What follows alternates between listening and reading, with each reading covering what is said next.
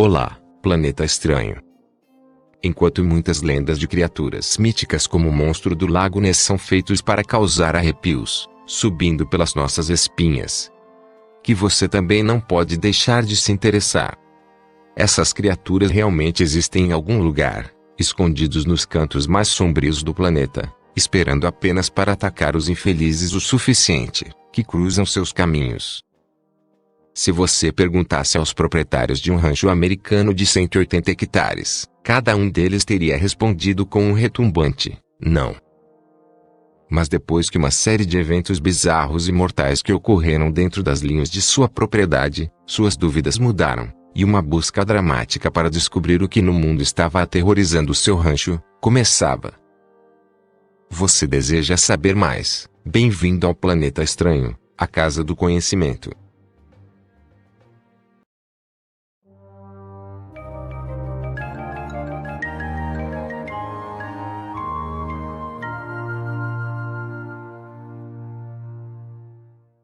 Imagens iguais a essa podem criar muita polêmica e medo, quando a pessoa que atirou afirma ser uma prova de que lendas assustadoras como o Pé Grande são realmente verdadeiras. Não há como negar que elas aguçam nossa curiosidade. Muitas dessas histórias são contadas ao redor de fogueiras para assustar os ouvintes, porque histórias envolvendo o desconhecido fazem nossa pele arrepiar. No entanto, geralmente há uma explicação real para esses encontros aparentemente paranormais. Por exemplo, este suposto chupacabra, um misterioso animal de 4 patas que aparentemente mutila o gado e bebe seu sangue, era na verdade um urso sofrendo de sarna. Um rancho de Utah, no entanto, tem até os maiores céticos, dando uma segunda olhada. A uma curta distância de Ballard, Utah, fica um enorme rancho que parece completamente despretensioso quando você passa por ele. Proprietários do passado dirão que é tudo menos comum, na verdade, e absolutamente assustador. Cheryl Sherman, junto com sua esposa Guam, compraram a fazenda e possuíram a terra por muitos meses. No início, eles fizeram a compra pensando que seria uma transição perfeita. Quão errada essa suposição acabou. O terreno que os Shermans compraram tinha 180 hectares, e pouco depois de se mudarem, eles experimentaram atividades bizarras. Eles alegaram ter testemunhado OVNIs, círculos nas plantações e mutilações de gado. Eles queriam atribuir essa mutilação a algum tipo de predador que andava em sua propriedade no meio da noite, mas havia um cheiro químico estranho nos cadáveres, e as feridas incluíam buracos perfeitos esculpidos nos globos oculares. No entanto, o evento que levou os Shermans a deixar o rancho definitivamente ocorreu, apenas 18 meses depois que eles se mudaram. Cheryl estava levando seus cães para passear e, ao voltar para casa, viu algo aterrorizante. A princípio, ele pensou que era um lobo, mas não era como qualquer lobo que ele já tinha visto antes. De acordo com Cheryl, essa criatura era cerca de 3 vezes maior, tinha olhos vermelhos brilhantes e nem sequer vacilou quando atirou nela. Logo após esse terrível encontro, os Shermans venderam a propriedade para outra família. No entanto, o medo era tão predominante. Eles também saíram logo, e o rancho abandonado se tornou um ponto quente para investigadores paranormais. Equipes de entusiastas paranormais frequentemente iam à propriedade em busca de algum tipo de respostas sobre o que os Shermans experimentavam. Eventualmente, a terra foi vendida novamente para um entusiasta de OVNIs chamado Robert Bigelow.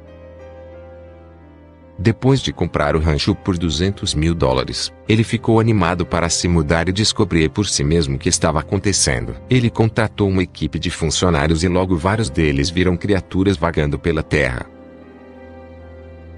Bigelow também montou uma série de câmeras de vigilância e contratou guardas armados para manter as pessoas fora da premissa. Ao aprender mais sobre a história da região, começou a perceber o que deixara seu povo tão aterrorizado. O rancho, como se viu, já foi uma reserva de nativos americanos pertencentes aos Navajos, e as histórias que ele e sua equipe leram sobre o local lançam luz sobre como os assustadores encontros se entrelaçavam com o folclore navajo. Tinha a ver com uma lenda sobre criaturas que os Navajos chamavam de skinwalkers, Segundo os membros da tribo, eles eram curandeiros benevolentes que adquiriram poderes malignos através de seus estudos.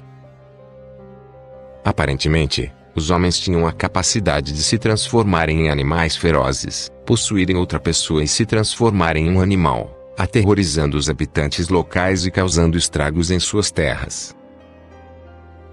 Mesmo quando os skinwalkers estavam em sua forma humana, eles ainda tinham qualidades animalescas. Dizia-se também que a única maneira de matá-los fisicamente era usar uma bala ou uma adaga revestida de cinza branca. Supostamente, mesmo falando sobre skinwalkers com pessoas de fora era estritamente proibido, e muitos navajos se recusavam a fazê-lo. A historiadora americana nativa Adrienne Kinney compartilhou informações sobre como uma série como Harry Potter realmente afetou essa visão.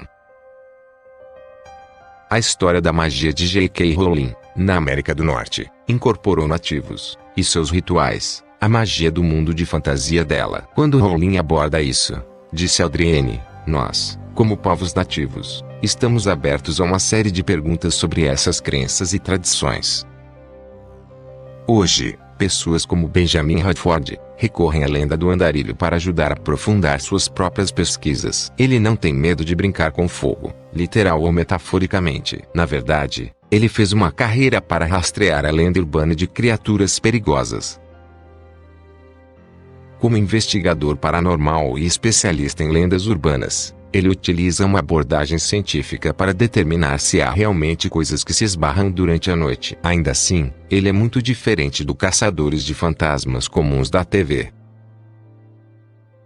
Benjamin está pronto para procurar uma casa mal assombrada, embora ele não seja o tipo de investigador que alegará encontrar ectoplasma em todos os cantos. Ele é realmente cético quanto a esse tipo de espírito. Ainda assim, ele não tinha tantas certezas sobre bestas míticas.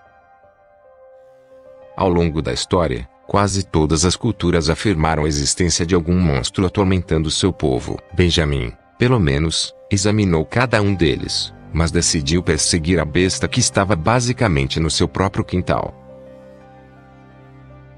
Ele estava atrás do chupacabra, a monstruosidade mais infame do Caribe e da América Central. Sua reputação tornou-se tão temida que até mesmo pessoas dos Estados Unidos e da Europa alegaram vê-la. Não há dúvida de que é tão memorável. Relatos discordavam sobre se o demônio se parecia mais com um lobo ou um réptil, mas seu modo de operação permaneceu consistente. Chupacabra traduzido literalmente para capetinha. Os contos da criatura se espalharam quando os pastores encontraram seus rebanhos misteriosamente drenados de sangue da noite para o dia. Essa lenda ficou com Benjamin desde a primeira vez que a ouviu quando criança no Novo México. Poderia haver alguma verdade por trás desse temível predador. Para fazer a bola rolar, o investigador contatou supostas testemunhas de chupacabra. A maioria dos encontros, como um notável avistamento de 1995 em Porto Rico, infelizmente não envolveu nenhuma evidência física. Benjamin sabia que confiar apenas na memória de alguém era uma perspectiva arriscada. O medo muitas vezes distorceu as lembranças até do observador mais confiável. Ele fez uma interessante conexão ao investigar a alegação de 1995. Os espectadores forneceram uma descrição extraterrestre que tocou um sino na mente de Benjamin. Era um toque morto para Sil, o antagonista alienígena de Species, um filme de terror que estreou no mesmo ano. Parecia que, quando em pânico, a mente humana preenchia lacunas com uma imagem familiar. Benjamin, portanto, duvidava que um verdadeiro chupacabra se parecesse com um vilão do cinema. Mas o pensamento de um monstro mais canino intrigou. Para esta versão do chupacabra, o animal parecia um lobo com olhos, garras e grandes dentes. Em termos biológicos, essa teoria continha mais água. Será que esse monstro era um raro mutante? Essa possibilidade fez Benjamin pular por todas as Américas, visitando supostas aparições do chupacabra entre o Texas e a Nicarágua. Definitivamente, havia provas de que algo cruel estava atacando o gado local, e isso era apenas a ponta do iceberg. Em alguns casos, pessoas inocentes da cidade se depararam com os restos de um chupacabra. Esses corpos não se pareciam com nenhum outro animal que as testemunhas tinham visto antes, tão terrivelmente deformados e estranhamente estampados. Benjamin sentiu o coração disparar quando ouviu a notícia. Quando os veterinários examinaram as amostras, no entanto, os resultados foram menos do que emocionantes. Eles determinaram a maioria deles como coiotes, guaxinins ou cães sem pelos mexicanos. Ainda assim, havia um animal envolvido em cada uma dessas descobertas. Os parasitas ácaros realmente fizeram desses animais comuns se parecerem a abominações. Eles tinham sarna, uma doença que remove os pelos e forma manchas escamosas por toda a pele. Ainda assim, alguns crentes não comprariam essa explicação. Muitos viram rebanhos de cabras sendo dizimados, com apenas uma gota de sangue em seus corpos. A pesquisa zoológica de Benjamin atribuiu isso a coiotes comuns. Enquanto caçavam, eles frequentemente perfuravam vasos sanguíneos no pescoço de suas presas, que rapidamente sangravam. Embora desapontado por não encontrar um chupa-cabra real, Benjamin reuniu como essa lenda surgiu. Por um lado, a fera tinha uma semelhança impressionante com o vampiro. Além do consumo de sangue sobrenatural, ambas as histórias explicaram infortúnios sofridos por sociedades isoladas. Mesmo em nosso mundo ultraconectado, esses contos persistem devido à cultura de entretenimento e conspiração. Por mais improvável que possam ser a existência de criaturas como o pé grande e chupa-cabra, as ideias por trás delas são atraentes demais para muitos crentes desistirem.